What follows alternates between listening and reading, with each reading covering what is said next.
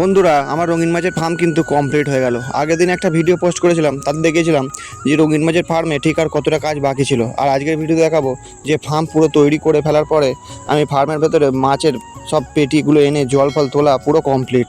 তো বন্ধুরা, সকালবেলায় চলে এসেছি। এসে প্রথমে বাঁশগুলো আমি বাঁধতে আরম্ভ করলাম। তার কারণ যেহেতু ছোটো জায়গা, তাই আমি তাক বানাবো। তাহলে তাক হলে জায়গাটা বেশি হয়ে যাবে। 3টে মতো তাক বানিয়ে নিলে অনেকগুলো মাছের পেটি যেহেতু আমার সব রাখা যাবে। তো প্রথমে গর্ত খুলে নিয়ে দুদিকে দুটো মোটা কাঠ বেঁধে নেওয়ার পরে যে আমাদের বাড়িতে শক্ত শক্ত কাঠ ছিল, সেই কাঠ দিয়ে একটা তাক করে নিয়েছি। তারপরে ভালো করে দড়ি দিয়ে বেঁধে নিতে হবে। এরকম করে করে মোট 3টে টাক করে নেওয়ার পরে আবার গর্ত খোলাটা কাজে লেগে পড়লো আমি। যেহেতু সব একসাথেই আমি শেষ করে তবেই ঘরের ভেতর ঢুকবো, তাই গর্তটা ভালো করে সমান করে নেওয়ার পরে সব মাটিগুলো তুলে তুলে ঘরের চারদিকে ফেলে দিতে হবে। তাহলে কী হবে, বর্ষার সময় ঘরটা উঁচুও থাকবে আর জল ঢোকার কোনো সম্ভাবনা থাকবে না। আর এই পর্দাগুলো সব আমি কাল রাতে মোটামুটি খাটিয়েছিলাম। আর এদিকে দেখো, তাকগুলো পুরো কমপ্লিট হয়ে গেছে। কাটারে মেরে নিয়েছি, নিয়ে তার উপর তক্তা বিছিয়ে দিয়েছি। এবার এর ওপরে কিন্তু সোলার পেটিয়ার রাখলে কোনো অসুবিধা হবে না।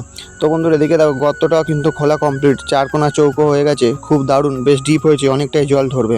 তারপরে সব পেটিগুলো আমি আস্তে আস্তে বয়ে নিয়ে চলে এসেছি সন্ধ্যের সময়। এসে সব পেটির মধ্যে প্লাস্টিক সেটিং করা হয়ে গেছে। এবার এর মধ্যে জল তোলার পালা। তার কারণ সন্ধ্যেবেলা আমাদের এখানের কলে কেউ জল তোলে না, আমি এই সময় একা জলগুলো তুলে নিতে পারবো। আর যেহেতু আমার ফার্মের পাশেই কল, তাই হু করে জল তুলে নিয়েছি আমি। দেখো, প্রত্যেকটা পেটির মধ্যে কিন্তু জল তোলা কমপ্লিট। এবার এই জলগুলো দুদিনের তারে সিজন করতে রেখে দিতে হবে। তারপরে এক করে সব মাছের কিন্তু ব্রিডিং এখানে অনায়াসেই করা যাবে।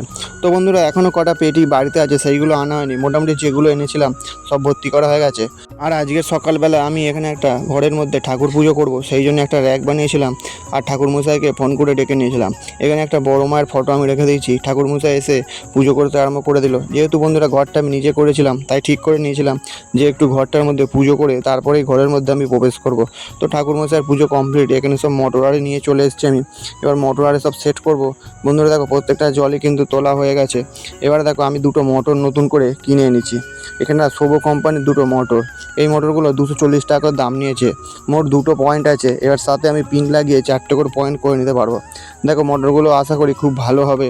তো এক এক করে সব মোটরগুলো আমাকে লাগিয়ে নিতে হবে। যেহেতু গরমের আবহাওয়া চলে এসছে, তাই গোলপিস রেড কাপের বাচ্চা যদি এখনও তুলি আমি, তাহলে তার জন্য মোটর চালানো একদমই দরকার। তাছাড়া জ্যাবরা মাছের বাচ্চা তুলতে গেলেও মোটর লাগবে। তো এক এক করে মোটরগুলো লাগানোর জন্য প্রথম মোটরটা আমি খুলে নিয়ে মাথার কাছে দড়ি বেঁধে নিয়ে খুঁটির কাছে বেঁধে নেবো, যেখানে আমার ইলেকট্রিকের বোর্ড আছে। কারণ মোটরের জ্যাক খুব ছোট, সেই কারণে ইলেকট্রিকের বোর্ডের কাছেই মোটরগুলো বাঁধতে হবে। তো একটা মোটর মোটামুটি ভালো করে আমি বেঁধে নিয়েছি।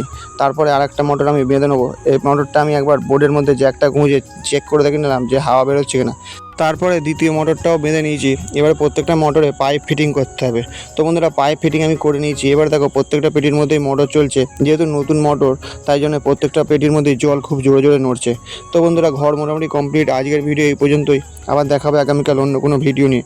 আর ভিডিওটি ভালো লেগে থাকলে একটা লাইক করবেন আর সাবস্ক্রাইব করে চ্যানেলটির পাশে থাকবেন। ধন্যবাদ বন্ধুরা।